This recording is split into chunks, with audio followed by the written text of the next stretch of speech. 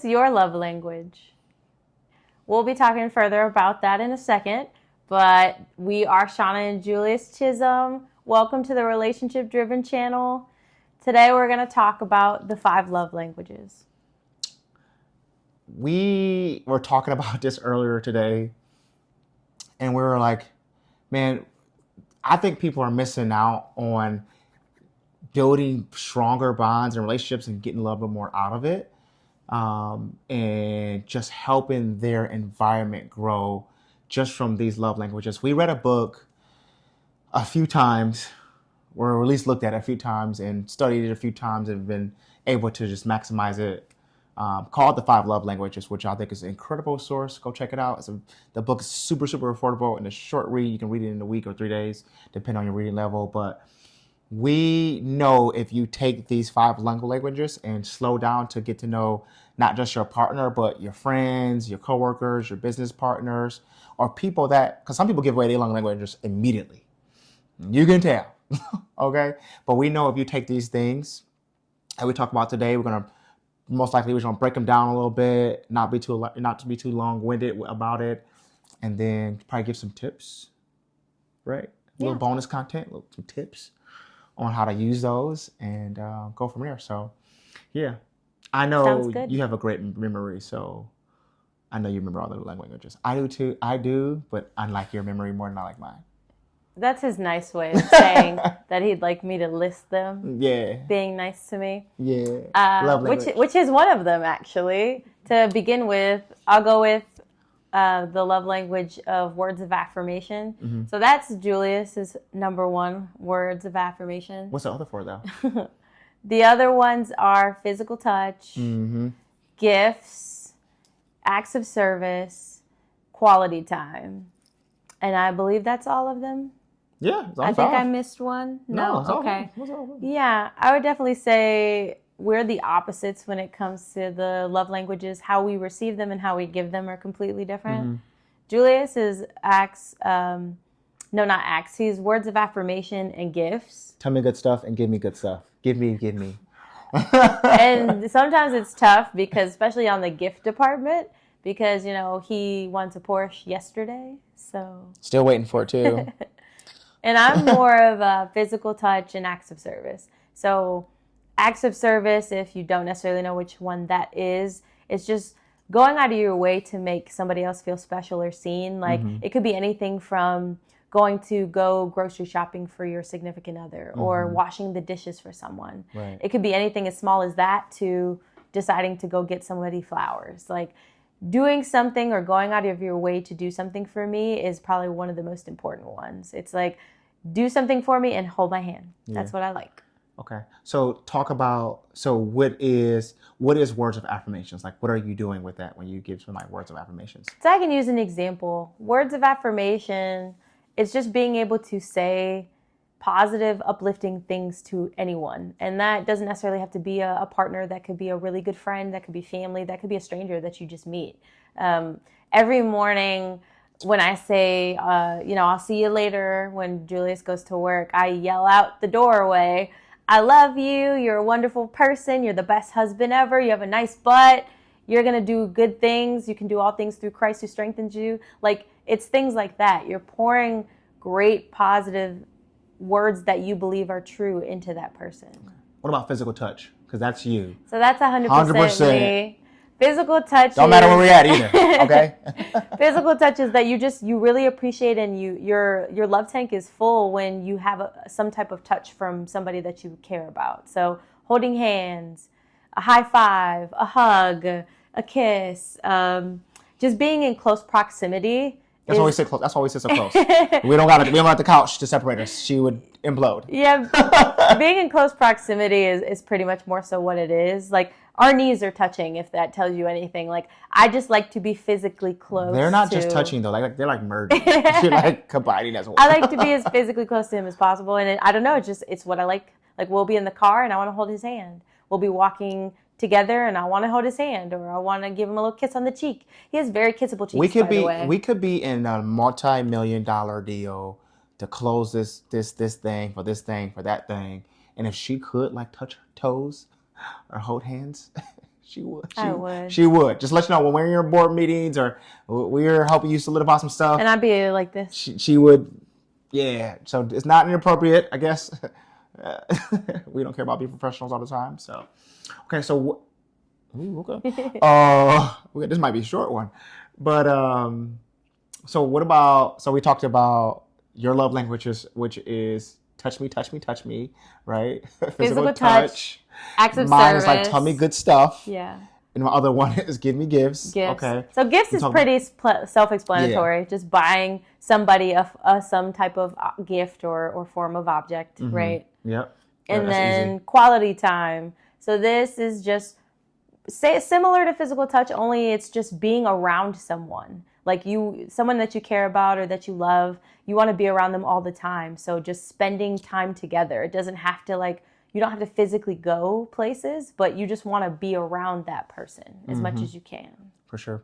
So we'll pivot a little bit, and we're gonna dive into just a little bit of why it's important to know these love languages and know the other person's love language, and then I'll come back and talk about you have a outgoing love language that you like to do.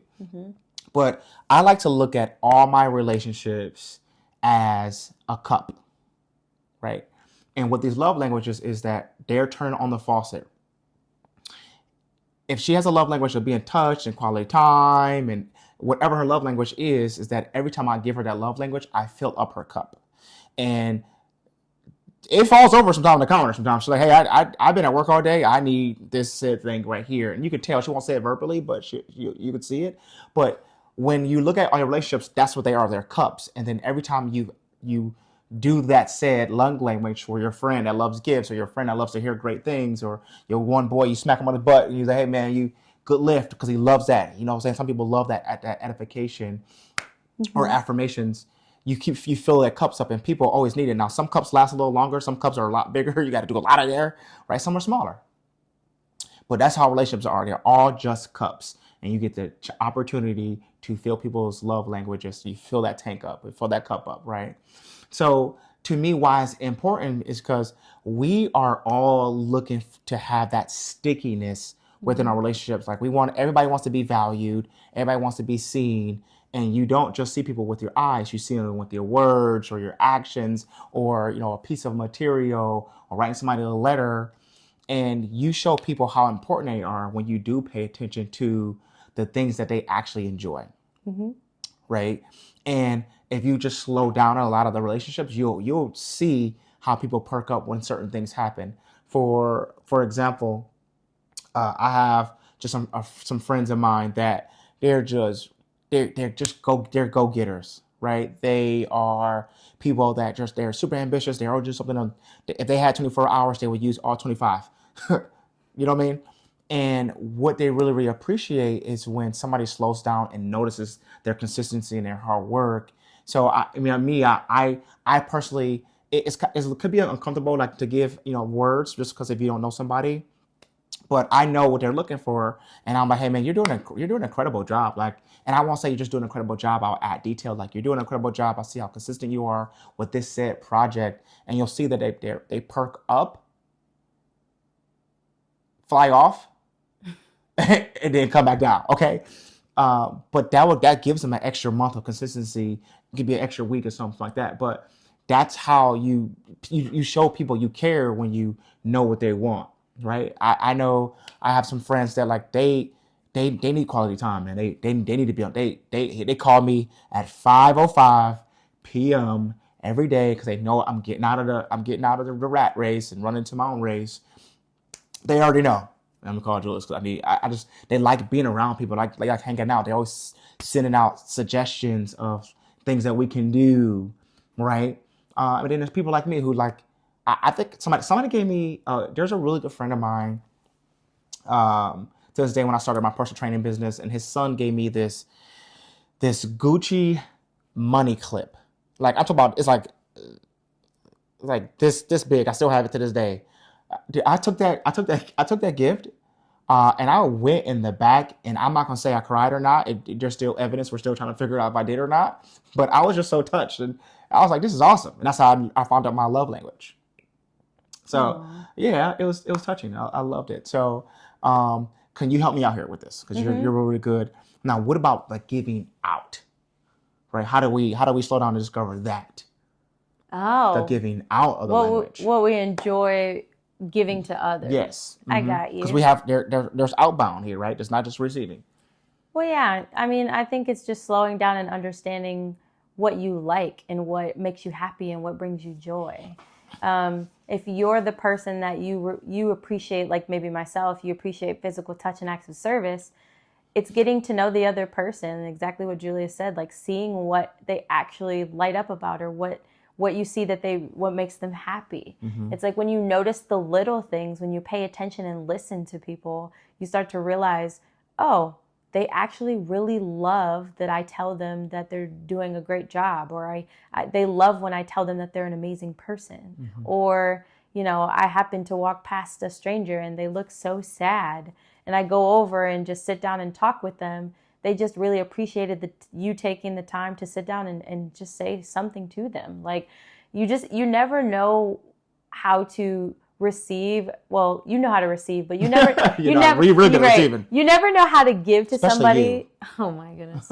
You never know how to give to somebody until you sit down and actually learn about the person. So I'll give an example. So yes, we're not bragging about our voluntary acts and stuff like that, but the other day we went and just donated some time to, a local cause here in the area, and how you were glowing the whole time. Oh, it was so fun. Because you like to give I acts of love service. volunteering. Right. It's the best thing in the world. And again, not everyone feels the same way, but for myself, some people love giving money, right? Right. For myself, giving the time is awesome. Like being able to say that I took the time to help people. How did you feel though? Like break down, like just give a synopsis of how did you feel? Like, how did I feel? Yeah, because you were glowing. You know what I'm saying? It was like you were glowing. I was like, did I make you that happy? I was just excited. I was excited. I was happy. I was joyful. And it was early, so I knew it was. Well, you loved that stuff. I also had some coffee, so that was great too. But coffee wears off at some point. Yeah. But no, it was just very joyful. Yeah. Joyful and happy to be there because at the end of the day, I'll just be transparent. I haven't volunteered in some time.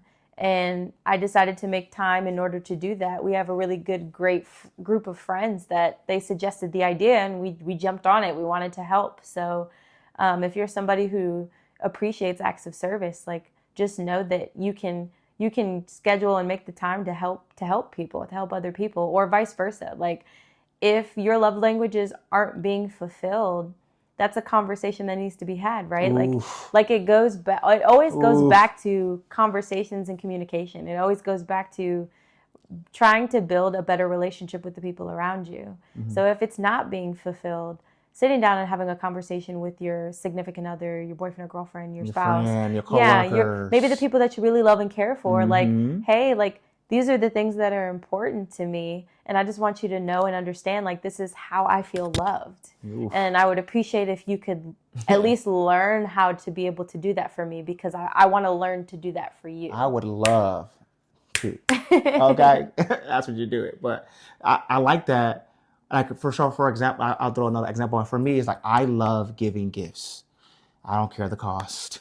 As you see a trend here. He loves to give and receive gifts. I just like, hey, if you give, you get a lot of back. So, but I love giving gifts. I don't know what it is. If I'm in a slump, I'm some sort, whether it be working out or business, or I'm just feeling a bit down, I will purposely go give, because it's a little bit selfless, but it's also a little bit selfish too, for me to give people things, because it gets me back into that joyful spirit that I'm supposed to be and operate in. And I just feel good about giving people things and being creative and adding to relationships. So a couple of tips. Do you have a couple of tips on top of the brain that you can give to like pay attention to people's love languages and kind of see how people react to certain things? Or how do you physically know when people's love languages are showing and how you can fulfill those things? That's a good one. I would say if I notice somebody, maybe their love language isn't being fulfilled, or you can see it. Sometimes you can just see it in people's energy and the way they carry themselves. Like if you notice somebody's just off because you're close, the people that you're closest to, you can sense that about them or you can feel it off of them. Even sometimes if you're a very empathetic person, you can feel it off of people you don't know. I know for myself personally, I'm very empathetic. So when I can feel shifts in people in their energy and how they feel. So if you notice that somebody's off, maybe they're just having a bad day or they're, they just feel different, like, or they're negative or they have a bad attitude. In most times, it's not necessarily because of anything you did. It's just they could be just having a hard time. Their cup is empty. Yes, their cup is empty and they need someone who's paying enough attention to be able to fill it back up, or at least attempt to fill it back up. And I would just say, just taking the time to slow down to understand people is the best way you can help fulfill people's love languages. Yeah, or you can play the whole scientist game. You do all 5 of those love languages to that person, see how they respond the best. That's true. Yeah. I'm trying to tell you. You'll find out. Very quickly because it's just a natural thing that we human beings love. Like we're meant to be in groups and win together and love together and have that stickiness. And there's some things that like for me, I mean, tell me I look great and give me a gift, and I got you. I got you for a long time. Okay, just keep giving me gifts. But slowing down to just like to recognize people's what they really like and testing the waters, because you're not going to do anything wrong here. It's not like you're going to punch them in the head. Like, right. I got a gift for you. I got a gift. Wham! Okay. But just slowing down, and I think pay attention to your friends and your loved ones, and especially people that you're adding value with and together and doing a lot of things. So from an entrepreneurial standpoint, this is how we create better environments. Yep. If you want a better household, slow down and pay attention to your kids and your spouse. If you want a better working environment so it can be more functional, you got to be with those people for 8, 9, 10, 12 hours a day. You might as well slow down and get to know them. If you're giving 60 hours to an environment, you might want to start making it better. Right. You might want to slow down and start, like, I got to be here 60 hours, okay? My wife don't even get this much time. I need to make this place better. Or just people that you just see in the marketplace, right? Or people that you just see at your yoga class or fitness class or out and about at the car meet. Like, slowing down, people give themselves away pretty quickly. And I know that we're in a weird world where the news only shows you all the negative and bad things. But I'm going to tell you that's only a 1% of the things that's actually going on. There's a lot more good than there is bad. This world is not burning in a basket right now. It's not. And there's a lot more good people that are out there than bad people, but we people get paid for negativity. So, and negativity is just so much easier to talk about and to be invested in, right? Like, it's so much easier to fall to the negative and to gossip and to talk about all the things that are wrong with the world and people. But if we just take enough time to just continue to pour in good things into ourselves and into our minds, like, you have no idea how much of a light you can be to the world because you slow down and take the time to build relationships with people. For sure. I think that's a good wrap. Yeah, that's a good wrap. Yeah, I'd say so. That's good. So, hey, let's go over these one more time. We got the acts of service. Yep. We got physical touch. Yep. We got gifts. We got quality time. And what's the other one? Acts of service. I already said acts of service. Oh, then words of affirmation. Words of affirmation. Yeah. Yep. I was hoping you just say it. I'm surprised you said that one last. Because I wanted to say the best for last. But if you take those 5 things and apply them to your relationship, we know that things will get better before they get worse. And you'll show a lot more people that you value them, and you'll build stronger relationships and bonds, and your life will be more productive and effective. Your environment would be more conducive to growth, and your philanthropic or your entrepreneurial endeavors, they're going to flourish because people know that you actually are doing things because you value them. You value and you care. Right. So, like we say all the time, stay relationship driven, apply the love languages, and we'll see you soon.